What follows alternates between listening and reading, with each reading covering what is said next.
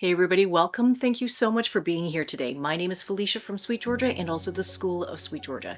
Now today we are going to be doing a little bit of a deep dive into making Rolags for spinning, preparing these lovely fluffy little bundles of fiber for spinning. Now we are going to be doing that with a blending board. This is my newest acquisition. This is the Luette blending board, and I also have hand cards that I got when I when I first started spinning, and this is maybe like 2006, 2005. And so these hand cards have been around forever, but I'm going to show you how I would make Rolags on each of these. Now, one of the things that we just did recently at the studio is we hosted a bit of a fiber prep day for our team. And so Greta had organized all of these blending boards to be assembled around our lunch table, and everybody came in with all sorts of different fiber from their stashes, fiber from new colorways that we've been dyeing at SweetGeorgia, and so we're just mixing and blending all different colors together to make beautiful Rolags.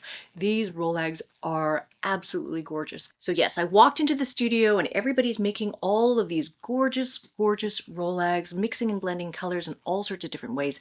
And I found it on one hand very, very inspiring, but on the other hand also a little bit intimidating.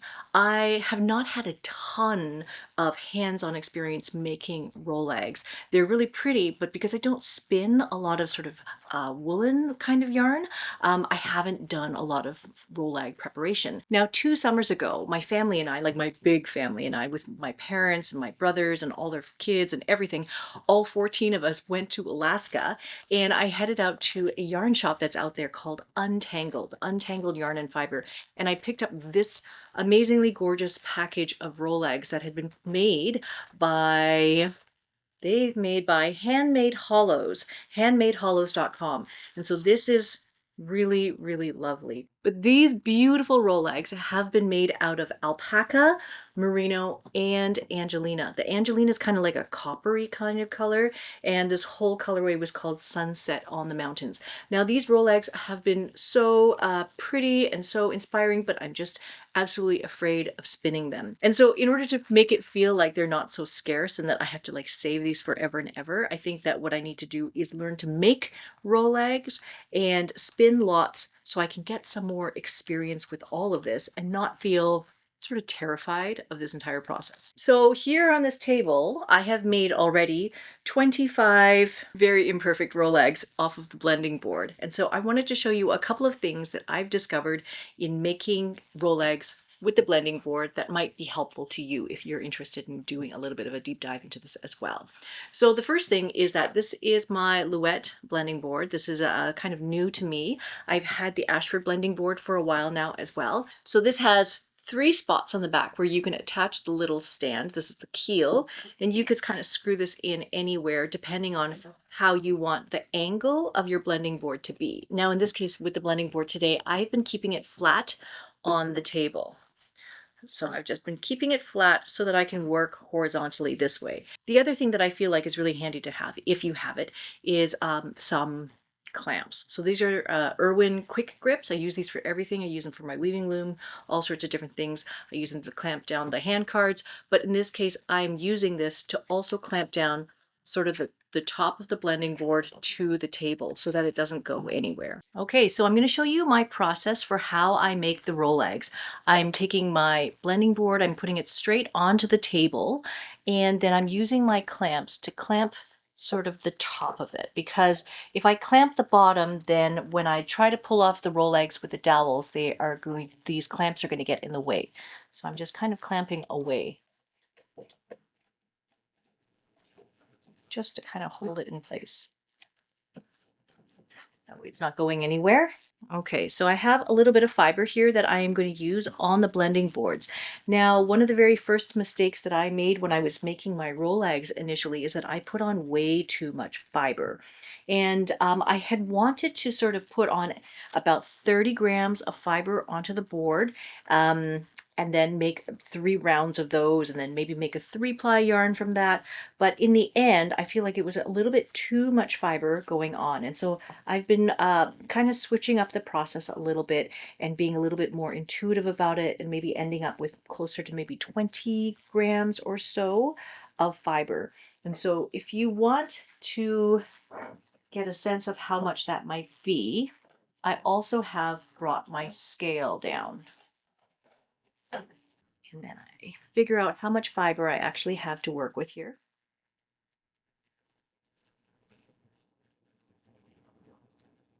So I have about 67 grams here in this little bundle. So what I'm going to do is I'm going to just split this into 3.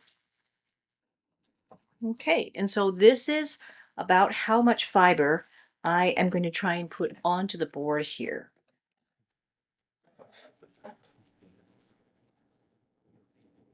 So that first tip is basically not to use too much fiber.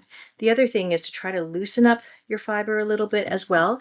And what I found is that this board is actually a 12 by 12 board. This is how much space that you have to work with. If I start sort of moving my fiber and adding it in here, what tends to happen is that you get like a lip of fiber down here, and then it doesn't start very high up here. So I'm trying to kind of aim for getting the fiber up closer to the top. Otherwise, this part ends up being very thin. And then making sure I have an even coverage. And then when I get down here, to not let that tail get too long, because that becomes a bit of a problem too.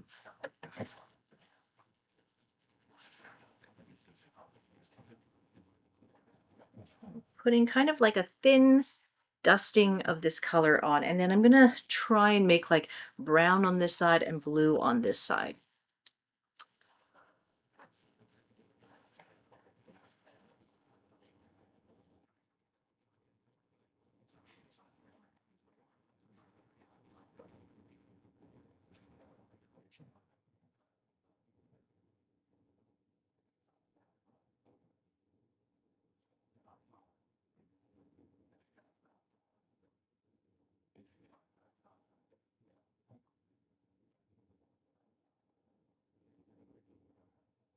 So I am putting a little bit of blue everywhere because I want it to kind of blend, the layers of colors to blend together a little bit more.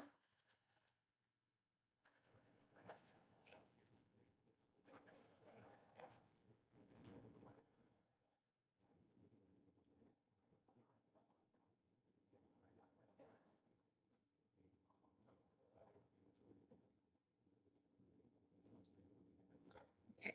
Now, if I want to, I can also add a little bit of sparkle. So we have these mix-in kits at the studio where you can add all sorts of different things to your blend. So I'm just laying a little bit of Angelina in here as well. Not a ton, just a sprinkle.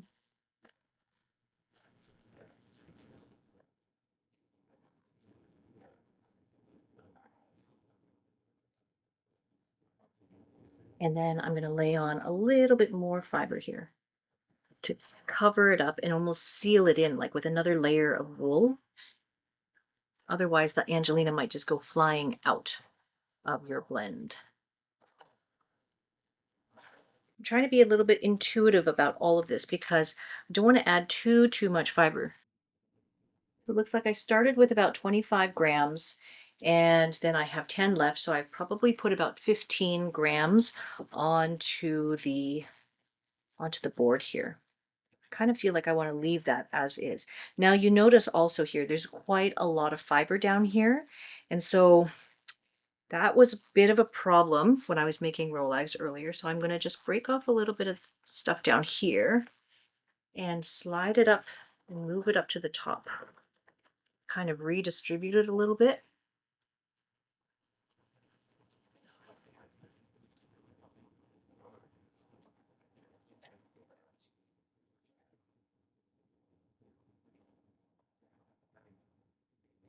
Okay. And then as I'm pulling the Rolags off, a lot of this will go into my blend a little bit more. Now, there are 2 blending brushes that we have here on hand.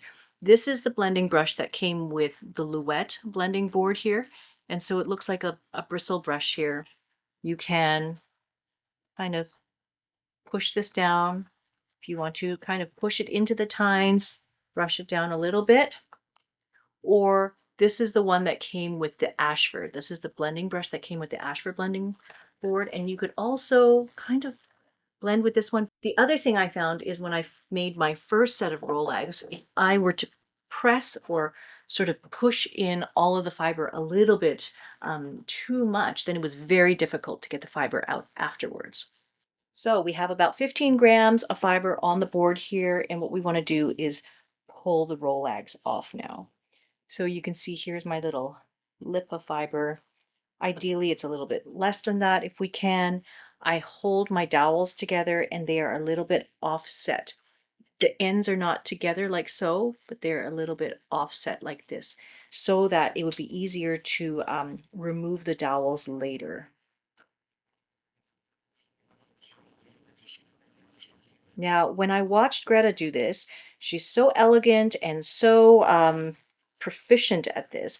And I found that this is actually one of the hardest parts, is getting the Rolag off of the board. So you have the two dowels clamped together.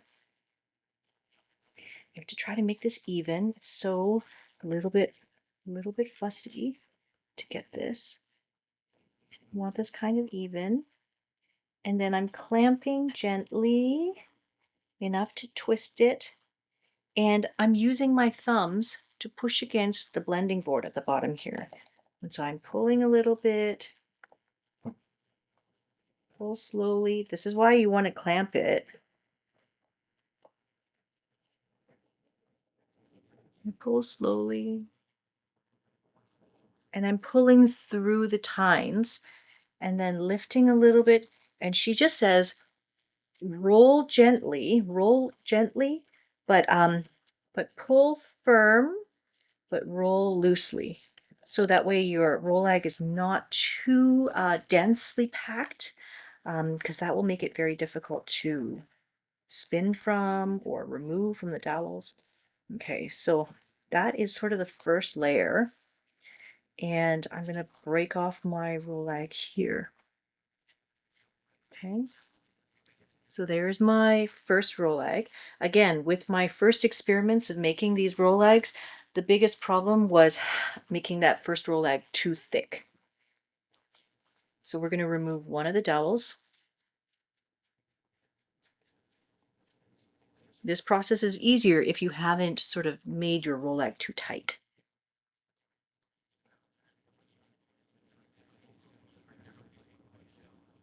And then that is my first Rolag. Okay, so I'm going to put that aside and then pull off the next one.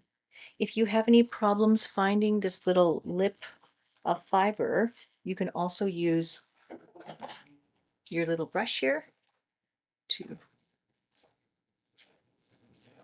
pick up that edge.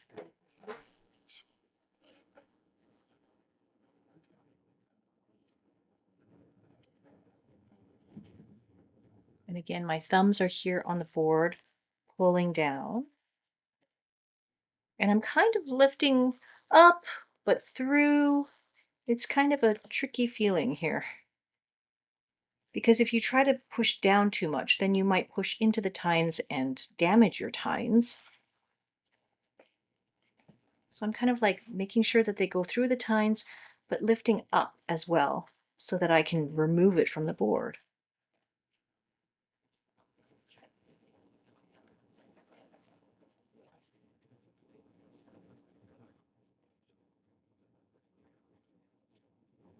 If you just lift up and roll, then you're not getting the benefit of the blending of the tine, like using the tines to blend the fiber and smooth it out. So I am trying to make sure that they're going through the teeth of the carding cloth.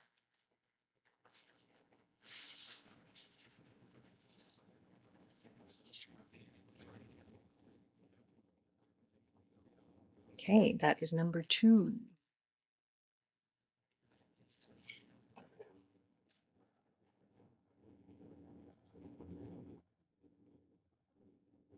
I have mostly been able to get 3 Rolags off of one board. You might be able to do 4, depending on how much fiber you want to keep in your Rolag.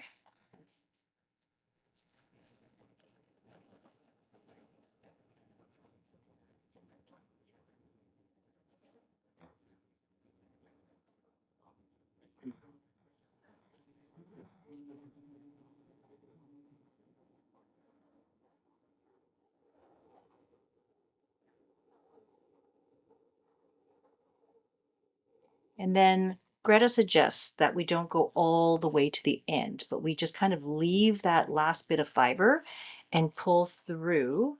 And so any of this fiber that's left there, you can just kind of put into sort of a waste or scrap or use it for stuffing or something like that, because it's not going to be the nicest, smoothest fiber ever. So you might just want to leave that.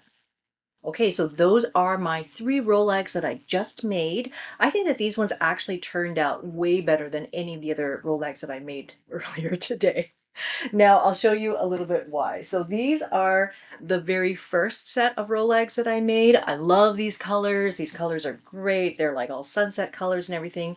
But when I made this first set of Rolags, I think I put on way too much fiber. And so I put in some sari silk, I put in some mohair locks, I put in all sorts of different things. And there was quite a big giant lip of fiber at the front. And so when I was pulling off these Rolags, the first Rolag was very, very thick and huge. And then progressively they got a little bit smaller and a little bit finer. And the other challenge that I've found with making these Rolags and pulling them off is trying to get even and consistent sizes for each Rolag when they come off. So my last Rolag is always a little bit too thin. The first Rolag is always a little bit too thick. And so just kind of working like that. The other thing is that I had wanted to put in some Angelina into some of these Rolags. So this is my second batch. You can see they're they're nice and gradient faded. They're just like really pretty. But I put my Angelina only near the top of the board, and so only the third Rolag got sparkle and the first two didn't really get sparkle. So when you put the Angelina in, you want to make sure that you're spreading it over the entire length of the board, because you're only pulling off a horizontal chunk and then the next horizontal chunk and then the next horizontal chunk. So if your sprinkly, pretty sparkly fiber is not throughout, then you're only going to get it in one or two of your Rolags. And then this is my third set, also nice and blendy. I think I did a little bit better with the Angelina here, so that was good. And then my last set, I was basically taking color chunks and not wanting to do a gradient, but almost taking strips of them and just laying down different strips, alternating strips. But you can see, maybe you can see, that they're very sort of fine and they're almost disconnecting. They're kind of falling apart in here in between the color sections because there's not enough overlap of those sections to keep the fibers together. So as you're like blending colors, you do need to sort of overlap the layers so that way there's some structural integrity to your Rolags. And then this entire set is all another set of practice Rolags that I made and just trying to get better and more consistent at the process. I think that one of the most challenging parts is taking off the Rolags with the two dowels. And so that takes a bit of practice for sure to get really consistent with that, and then to figure out exactly how much fiber to pull off at one time, how dense, how tight do you need to make all of these things. All of that is going to come with practice. So now I think what I'm going to do is I'm going to show you also how I would do a similar thing using the hand cards, because not everybody has a blending board. And so if you happen to have some hand cards lying around, you can also do similar Rolags with the hand cards. Okay, so similar to what we had before with the blending board, I've also clamped my hand cards to the table here so that I can work off of this surface. So I'm orienting the hand cards in the same orientation as my blending board. The tines kind of go in this direction. They're diagonal and in this direction. And so that is what I'm going to use for blending all of my Rolags together here. Okay, so similar idea. I'm going to put some fiber. I'm going to lay down my fiber here.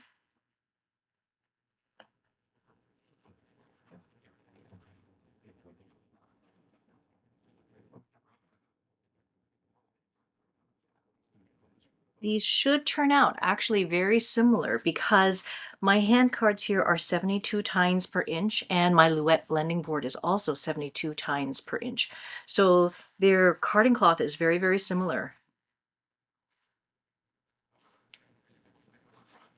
Obviously, because this is a much smaller size, like if the blending board has 12 inches, this has about 7 inches by 4 inches. So significantly less space, probably about a quarter of the size of your blending board.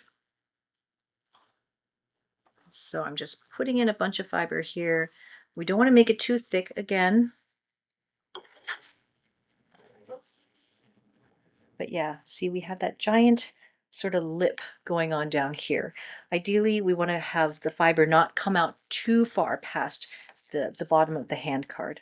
Otherwise, it gets difficult to remove. Okay, and I have my 2 dowels offset here, and I'm holding again, my thumbs are touching the bottom of the hand cards here, right here. So I can sort of pull, roll, pull, roll, pull, roll, pull. I think I should be able to make 2 maybe. So there's one Rolag.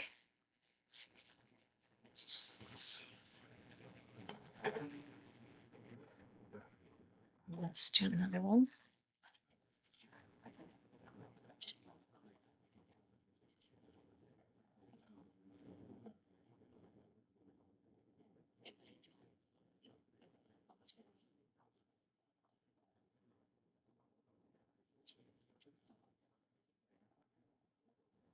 This one's going to be way too thin.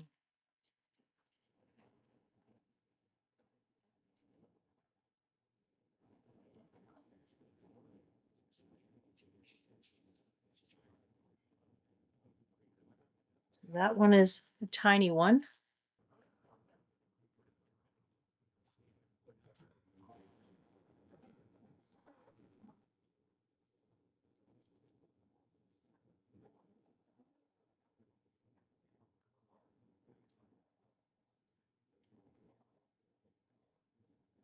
Okay, so I think this last one, I'm just going to make 1 Rolag because there wasn't that much fiber.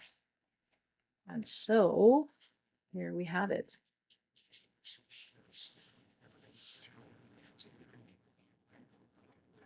So we have 1, 2, 3, 4, 5, 6, 7 Rolags.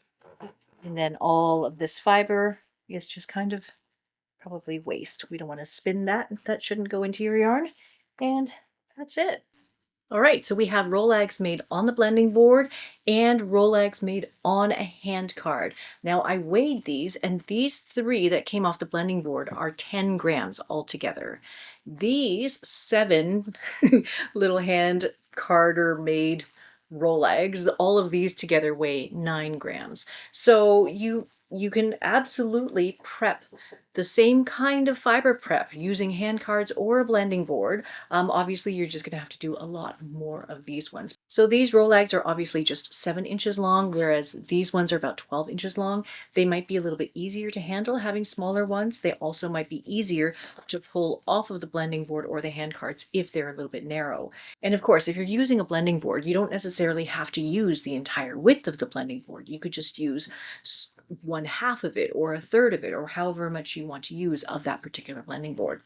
So that's basically it for today. Hopefully you've learned how to make Rolags on a blending board and also on hand cards, and a few of the little tips that I have picked up along the way as I've been exploring all of this fiber prep as well. If you have any suggestions or tips on how to better make Rolags, I would love to hear them. We are of course doing a little bit more of an exploration of blending boards and fiber prep and making Rolags and spinning from Rolags this month, because we are sort of preparing to read Debbie Held's new book about blending boards and preparing fiber on those. And of course, if you are interested in learning more about spinning, working with blending boards, working with all different kinds of fiber prep tools, mixing and blending colors from fiber, working with all different kinds of textures and wool fibers, we would love to see you inside the School of SweetGeorgia. We have a ton of classes there taught by a number of spinning instructors that are all fantastic and awesome, and lots of things to learn in spinning there. So I hope you'll join us at schoolofsweetgeorgia.com. So that is basically it for today. We're going to continue exploring more and more about blending boards and fiber this month,